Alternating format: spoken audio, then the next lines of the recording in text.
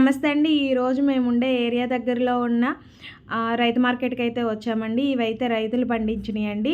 రైతులు వాళ్ళ పొలం నుంచి తీసుకొస్తారండి. ఇవన్నీ కూడా ఫ్రెష్‌గా దొరుకుతాయన్నమాట. ఇవి కూడా రీజనబుల్ రేట్‌లో దొరుకుతాయండి. ఇలాంటి మార్కెట్ ఇంకొకటి ఉందండి. అదైతే రైతుల దగ్గర నుంచి కొని వాళ్ళు అమ్ముతారు. అక్కడైతే రేట్లు కొంచెం ఎక్కువగానే ఉంటాయండి.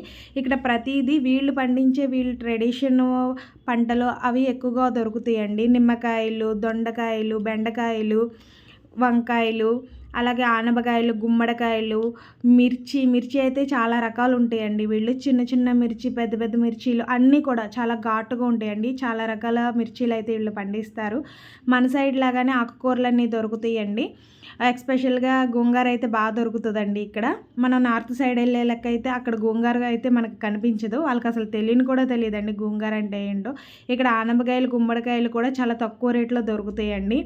ప్రతి ఒక్కటి కూడా మన సౌత్ సైడ్ ఉన్న అవే దొరుకుతాయండి. బీరకాయలు, బెండకాయలు ఇవన్నీ కూడా మన సౌత్ సైడ్ ఎలా దొరుకుతాయో అలాగే దొరుకుతాయండి ఇక్కడ కూడా. వీళ్ళు దొండకాయలు, నాటు దొండకాయలు, అలాగే హైబ్రిడ్ దొండకాయలు కూడా ఉంటాయండి. చిన్న దొండకాయలు, బెండ దొండకాయలు అనేసి అంటారనమాట. ఆకాకరకాయలు మన సైడ్ కూడా దొరుకుతాయండి.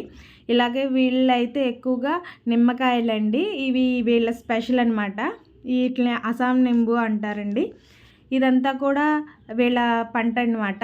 ఇక్కడ ఇదైతే జొరహాట్ సిటీలో మెరైనీ జంక్షన్కి వెళ్ళే రోడ్లో అయితే ఉంటుందండి. ఇక్కడ దగ్గరలో మన తెలుగు వాళ్ళు ఎవరైనా ఉంటే ఒకసారి విజిట్ అయితే చేయండి. చాలా రీజనబుల్ రేట్లో దొరుకుతాయి. కొత్తగా ఫ్యామిలీ పెట్టిన వాళ్ళకి బాగా హెల్ప్ అవుతుందండి. నా వీడియో కనుక మీకు నచ్చినట్లయితే లైక్ చేయండి, షేర్ చేయండి, ఫాలో చేయండి. ఇప్పటివరకు చూసినందుకు థ్యాంక్ యూ సో మచ్.